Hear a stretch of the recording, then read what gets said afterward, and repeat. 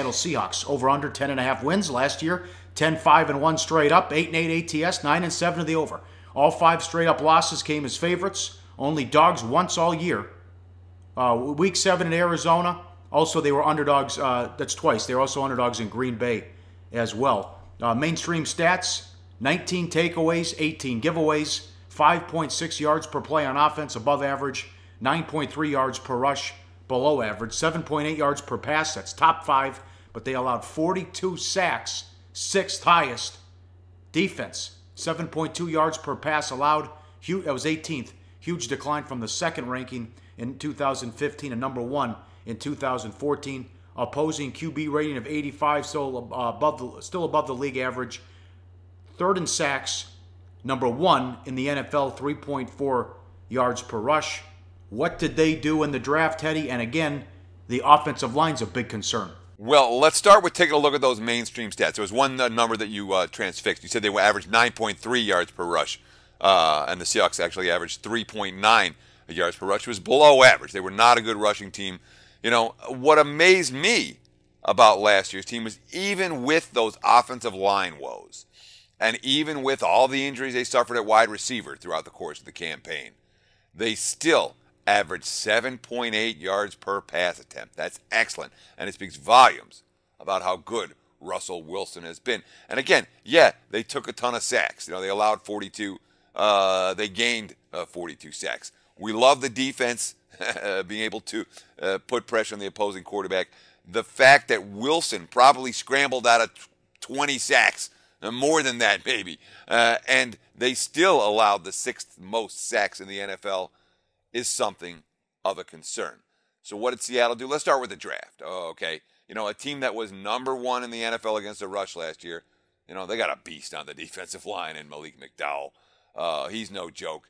And one thing the Seahawks have done this offseason, they have finally, Pauly, addressed the offensive line. The number 2 draft right, Ethan Pokic out of LSU, is just one guy who they picked up. But I actually like the looks of this offensive line. They got Luke Joeckel out of free agency. Out of free agency. And he's never lived up to his number 2 overall status in the draft. But the guy has some talent. And, you know, there's a couple of... The one thing that offensive line has now that it didn't have a year ago, just about everyone has the ability and the potential to play multiple positions. So if nothing else, they'll be in a situation where they can switch players around if injury strikes. They could not do that last year, and it really hurt them. Hauschka gone. They signed Blair Walsh, so see if he can be their kicker. That's something to watch. You also have Eddie Lacy's... I mean, this really pisses me off. For the average Joe out there, this has got to... Give me a break. The guy's trying to eat himself out of the game. Already lost a job in Green Bay. Now he's in Seattle. He has to weigh in 7 times this year. He gets $55,000 for each month achieved. He nailed it the first time. He came in at 253. He's got another weigh-in coming up in June and August. He keeps tweeting he loves China food. That's what he calls it. But, I mean, hire a chef. Do something. Where's his agent, his personal advisor? Put a lock on a kid's refrigerator. But the weight incentives breakdown, so far so good he passed there. I don't know, Tad. Does he do anything for you? The fact that he can even be on the field with his weight issue? Well, let's put it this way. Seattle has 11 running backs on the roster right now. Lacy's just one of them.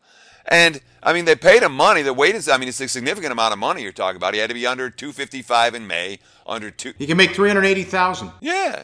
I mean, it's a nice chunk of change. So he's trying to uneat his way back into the league, I guess, after making his first weight incentive. But, you know, the running back position, if you have a decent offensive line, you'll have a decent running game. I don't worry about whether it's going to be Eddie Lacy or somebody else, but he is a guy that's making headlines. Another guy that's making headlines this offseason is everyone saying, oh, they're going to trade Richard Sherman, and Richard Sherman's going to go, and all these rumors about Richard Sherman is because Seattle added 4 defensive backs in the draft, all in the 3rd and 4th round. So not guys that are projects, guys that in theory are supposed to be able to come in and give Earl Thomas or Cam Chancellor or Richard Sherman a little bit of competition. Pete Carroll's quote, We're trying to build this roster to make it as competitive as we can. We haven't changed our tune on that at any time since we've been together, because that's the way you do it for us. It's the way we think. It's the way we operate. Sometimes there are opportunities where guys come to you, and even though you have another good player at that same position, it's rare you could get a guy like that at that level, and we take him. We're not just drafting for the future. We're not just drafting for right now. This is a strong draft in the DB section, so it just kind of happened. We had opportunities to get guys. We may put together one of the great backup groups you've ever seen, and that may be what this is for the future. That would be a great thing that happen. But meanwhile, allow these guys to compete to start, and that pushes Earl, and it pushes Cam, and it pushes Sherman, it pushes everybody out here. That's how it goes, and they know that.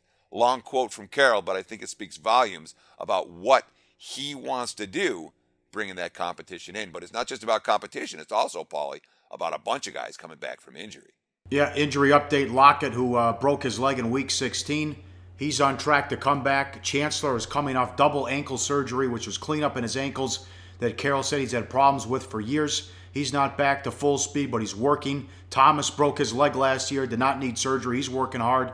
They hope to have him back as well. What do you have on the schedule? Well, last year, much easier than the average. In fact, it was the single easiest schedule in the NFL based on final records, which helped Seattle go 10-5-1 straight up in a year where they were a pretty mediocre football team in a lot of ways.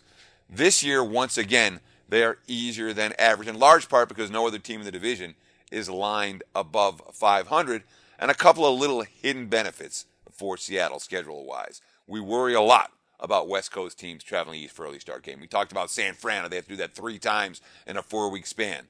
Well, Seattle has a grand total of 1 early start game all year, Week 14 at Jacksonville. Every other game is a late start or a night game, very favorable in that regard. NFC West faces the NFC East and the AFC South this year. Seattle's 2 extra games at Green Bay, and of course they will get Atlanta at home in playoff revenge. You're asking an awful lot. They got to win 11 games here to go over. God, that's tough. Yeah, but you know, my gut reaction going into my Seahawks analysis was, yeah, I don't know about this team.